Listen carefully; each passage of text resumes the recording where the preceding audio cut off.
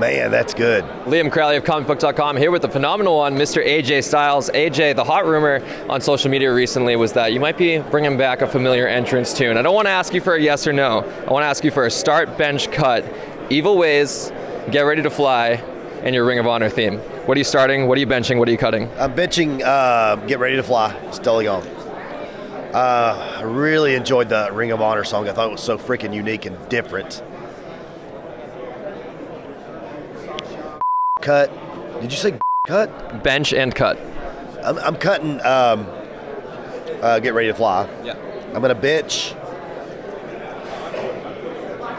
I think I'm going to bench Evil Ways. Yeah. Because I don't even know what we're calling the Ring of Honor song. Demigods, I think, was it called? I think it was. I think we're going to have to go with that one. I think it was so different and so awesome all at the same time. So, yeah. They're all great themes. And speaking of your TNA days, the man you're feuding with right now, LA Knight, had a run in TNA as Eli Drake. Two guys kind of pass each other like ships in the night in terms of your run there. Just talk to me about just what you gained from TNA and maybe some stuff you see from LA Knight today that you think he really came into his own when he had his time in that promotion. Well, I think that you gain experience. Experience is everything. And I worked with a lot of unbelievably good wrestlers in TNA. And LA Knight kind of had that same path to a degree. And you could see a little bit of LA Knight in TNA, the same LA Knight now, with the stuff that he's doing. And it was only a matter of time, as soon as he gets the opportunity to be the LA Knight that he is today, he's going to be a megastar, as he calls it. Yeah, absolutely. One place you've never been is AEW. And a hot rumor years ago was that fantasy booking that first end of AEW Dynamite was going to be an AJ Styles Good Brothers reunion, taking out the Elite. I was just curious, did that idea ever make its way to you? Never. I was definitely happy being here and still am in WWE. This is kind of where I belong. This is where I'm going to be. Absolutely. Do you see yourself finishing your career in WWE? Absolutely. And one final question for you. The hot fan theory going on this weekend is that Cody Rhodes will assemble the WWE Avengers to take out the Bloodline. If you could pick one person from all of wrestling history to come out of a portal and help you fend off any faction that you're fighting, who would it be? Ooh, man, that's good. Gosh. Like, my first thought, because it'd be such a huge pop, would be like Eddie Guerrero, right? Can you imagine coming back and be like, oh my gosh, But then again, Shawn Michaels is there too, to be able to tag with him. It'd be pretty awesome.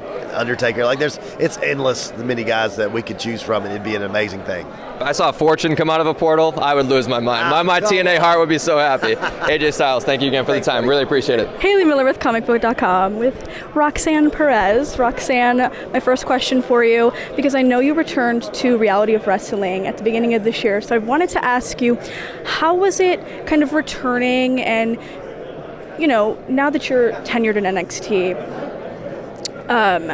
how did it feel to go back and kind of be in that mentorship role for some of the younger girls? Oh, that was so cool. I love Reality of Wrestling. I owe a lot of my success to Reality of Wrestling and Booker T, Sharmell. They helped me so much and believed in me when I was 16-year-old little scrawny girl that didn't know if she was going to make it or not, but just wanted to so badly. And I think they saw that and they took me under their wing and did everything they can. And now to be in WWE and go back and help people like Mia Friday, she's amazing. I think she just turned 18 recently, and she's awesome. She loves this. I think one day we'll see her here. But yeah, I think Reality Wrestling does so much for the business, for up and coming wrestlers, for people that dream of being here. Booker T and Sharmell, they're amazing. Well, and like I said, you're tenured in NXT now.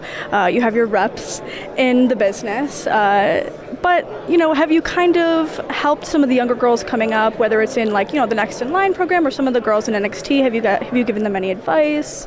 Yeah, definitely. I think it's really cool to see how big the NXT women's roster has grown and just women's wrestling in general. I think it's cool to see how Shawn Michaels tries to put as many women storylines as he can on TV, which, thank you so much, Shawn. It's awesome, because there's not just a women's title match storyline. There's 4 other women's storylines on the side, which people are so invested in, which shows how much women's wrestling is loved, you know. So it's really cool. Yeah. You know, women's wrestling matters. Of course, I have to ask you because, you know, you are CM Punk and AJ's basically adopted child. So, you know, now that Punk's back in the fold and, you know, there's some talk about AJ, some rumors online, you know, have you spoken to them and gotten any kind of advice from them? Yeah, you know, it's awesome that CM Punk is here. I've been a huge CM Punk fan when I was a kid, so like to see him here now and have him like help me as much as he does, give me as much advice as he possibly can. He helps me with promos, he helps me with matches, just everything. So I think that's so awesome, and I still get a little starstruck every time I'm like around him. But yeah, it's really, really cool, and you know, hopefully one day AJ Lee can come back and we can have a little match or something. I think we'd all like to see it. I do want to ask you about your title match this weekend. Obviously, you've challenged for the title before, but how do you feel going into this match as opposed to the last one? Do you feel like you're more developed as a character? Because obviously you were kind of thrown into the match with Mandy. So how do you feel going into this match? I definitely feel way less pressure than I did last year, 100%. I think when I got thrown into that match, I was just like, can I live up to this? You know, like, is it too much? You know, it's within a few months, I'm already going to become I'm already NXT Women's Champion. It was a lot of pressure, and I think now it's completely different. Now I know who I am. I know that I'm the prodigy. I know that I am going to become two-time NXT Women's Champion. So, yeah. So last question before we wrap up, I just want to ask you really quick. Obviously, there are rumors online with the main event this weekend that we may see like an Avengers-style kind of team-up assembling action. So if you could have anybody kind of come out of a portal for you to save you during a match, who would you choose? I mean, obviously, I would have to choose AJ Lee. Yeah. All right. Well, thank you, Roxanne. Liam Crowley with comicbook.com, here with the voice of NXT and one of the future voices of WWE as a whole, Mr. Vic Joseph. And I start by saying that because it feels like you and NXT, your entire tenure in WWE, it feels like you're being groomed in that position to eventually take over what Michael Cole's position is right now. And I want to ask you about him specifically. Have you had any one-on-one talks with Michael about what it's like to have that kind of responsibility, and what are you doing to prepare for that? I think when you're with NXT, and I have talked to Michael Cole a lot about things, and look, I'm not trying to be the next Michael Cole. Just like when I went to NXT, I didn't try to become the next Mauro Ranallo, but he has prepared me for my career. But this is what I will say in the time now. I think this is the golden age. We call this the Renaissance era. This is the golden age of WWE announcing, because Michael Cole is the greatest to ever do it. Corey Graves is right behind him, and then myself. And so we're all interchangeable, and I think that this is the time, at least in my opinion, for a lifelong wrestling fan, that you have three strong announce teams. And so I'm focused on NXT, and whatever happens, happens. It's a very nice compliment. I thank you very much. But Michael Cole, there will never be another Michael Cole. He is hands down to me the greatest one to ever do it. And so he has left Corey and I with a vast amount of knowledge that we can mold into our own whenever that day comes. Yeah, and he's an Orangeman too. I'm a Syracuse alum, just like him. So whenever I found that out, I was like, why has Michael Cole not been an alumni speaker for us yet? Do you know, it was interesting because when I was going to college, everyone always said, go to Syracuse if you want to do a communications degree. And I was like, oh, okay. And then someone was like, or Ball State. I said, Ball State, why Ball State? They said, well, David Letterman went to Ball State, and he has a wing dedicated to like C students. And I went, sold. I didn't go to either of them, so I ended up going to a small college in Ohio. But Syracuse was on my list, wasn't smart enough. It worked out in your favor, though. Like I said, you're prominently in NXT right now, and WWE as a whole. Speaking of NXT, something I love about the NXT announce team is you're allowed to dress a little bit more casually. Like, we'll see you with like a bomber jacket or like a Henley. What's your favorite part about kind of the fashion sense that's going on right now and down there in Florida? So I've gone back to a suit more because, look, Booker comes in a suit, tailored, fitted, looks like $1 million, passes the airport test. I got to step up my game. But one of my favorite things was my wife, Mackenzie Mitchell, was able to, essentially, I'm just going to throw this out there, she dressed me. I have no fashion sense. My wife dressed me all the time. She put everything together. And on the most recent NXT, my 7-year-old daughter picked out the suit. and everything. So they're the ones who keep me in style. But it's a little bit more lax, or it was a little bit more lax. And it was fun because I think it gives a different vibe. I do love, though, being back in the suits now because I think it's gotten a little bit older. I'm not as hip as I once was. Not that I was ever hip to begin with.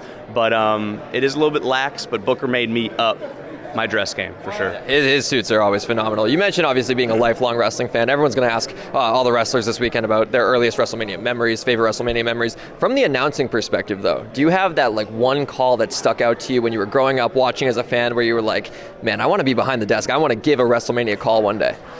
Mine was always growing up early on. I'm 38 years old.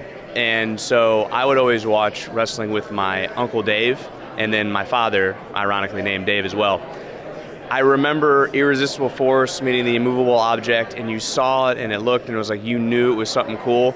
More recent times, I go back to Michael Cole with Heist of the Century, and he's told the story that he wrote it down on a piece of paper, and it just came to him, and that just shows you how fantastic and great he is, and obviously a first ballot Hall of Famer when that time comes. Those are the two that stick out the most to me. A childhood dream has come true for Shawn Michaels is probably the one I'll go with, because that was the one where I wasn't watching it with my dad and my uncle because it was already past WrestleMania 3, or I was a little bit older for Heist of the Century. I'll go with that moment at WrestleMania 12 for Shawn Michaels. Very special. Heist of the Century would be mine, and that dates me a little bit because that's one of my earliest wrestling memory, like for announcing and stuff like that. And I also love, for the love of mankind, Shane McMahon is broken in half. Like I know everyone was like, he's looking at the clipboard. I'm like, it's a great call. But again, it was right Michael there. Cole, like it just came to him, and that. Back to your original question, I see and hear and listen to Michael Cole and see how he prepares and how he puts his thought into it. And I do it, but I do it in my own way. And people always say, oh, he sounds like Michael Cole. Corey Graves sounds like Michael Cole, or Vic Joseph sounds like Corey Graves. We all have our own distinct voice and a little bit of traits, something a little bit different in each of us. But I will say that Cole is so clever with some of those calls. It's like, damn,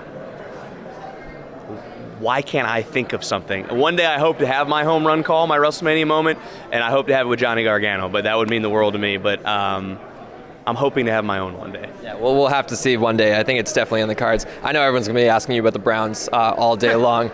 I am not a Browns fan. I grew up in Boston, but I am a big Baker Mayfield fan. Okay. And I will always say the Browns sold on him way too soon, and I'm so glad he's having a renaissance right now in Tampa Bay. You think the Browns sold too early on Baker? No, I don't. I don't think the Browns sold too early on Baker. I think Baker needed a change of scenery, and I will go and say that since he was removed from the Browns, he is on his third team. So he needed to find... this is the thing with football. To me, the quarterback has to fit the system. The Browns drafted a guy named Brandon Weeden however many years ago. Oh, it's because he can break clay pigeons on Sports Science. But you were running like a dink and dunk West Coast quick offense, so you don't need a guy that can whip the ball that fast. You had Colt McCoy, but you're throwing the ball downfield. It doesn't work. I don't think he fit at the time. I think he needed a new change of pace. I think they want a new direction. Made the playoffs last year. They need to take the next step. If it's not an AFC Championship game this year, we're going to have some issues. One final quick question for you. The hot rumor right now is that WrestleMania will end with WWE portals, Endgame. All Cody assembling the wrestling Avengers to come and help out fight off the bloodline. If you could pick one person from wrestling history to come out of a portal and have that moment or assist you in a fight, who would it be? Oh, it'd be Shawn Michaels. 100%. He is, I've said this before, Shawn Michaels to me is my childhood hero. He is the biggest professional influence in my life as a child. He made me want to get into this, and now he's essentially the guy who's in my ear. So that is who I would have next to me in a fight every day of the week and twice on Sunday. Haley Miller with comicbook.com, here with Jade Cargill at the WrestleMania Media Junket. Jade, first I just want to ask you, because you've done a lot of cosplay gear, you've done X-Men, you've done a lot of comic book related things. Yes. So obviously you can't give anything away, but are you planning any fun gear for WrestleMania this year? Not this year. We're going for more of a futuristic. I think the cosplay is more for myself because that's something that's a passion of mine, and now I've incorporated my fan base into it, asking them what they want to see me in, and then if there's a line with the ideas that I have in line, we just make it happen. But I have to be careful with my cosplay now because no one wants to get sued around here. Yes. Exactly. So I have to be careful about it, and I have to teeter on the line and get everything approved. But I'm excited for future costumes and gears. Can't wait to see what you do next. So I do want to talk about you training with Natty and TJ. Natalya has been very vocal about how much she loves working with you. So how has it been to, kind of be taken under her wing like that? Obviously, a lot of women in the locker room respect Natalya. There's been a lot of talk about, her being the first active woman to be inducted into the Hall of Fame. So how is it working with Natty? It was great. She's a veteran in the game. She gave me a lot of advice, what I can do better, what I can enhance, and very vocal, very kind, very sweet. When I think it was last week, I came in with an Irect House against damage control. She was the first person that texted me and said, "Hey, you did phenomenal. You look great." She's a locker room leader. I'm excited. I'm thankful to have her in our locker room. So my last question here before we wrap up. There's a lot of talk this weekend about, possibly an Avengers Endgame style type thing with the main event, obviously. So if you could have anybody come out of your portal to come and help you during your match, who would it be? Storm.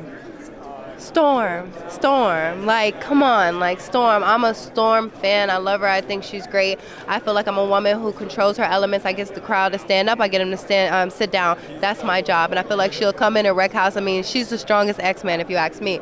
So, Storm. If you were approached to play Storm, would you? Yes, I would love to. Yes, come on, guys. Like, Marvel, do you not see this? We don't need, what is it called? The enhancement. We don't need none of that. Like, this is real, guys. Come on.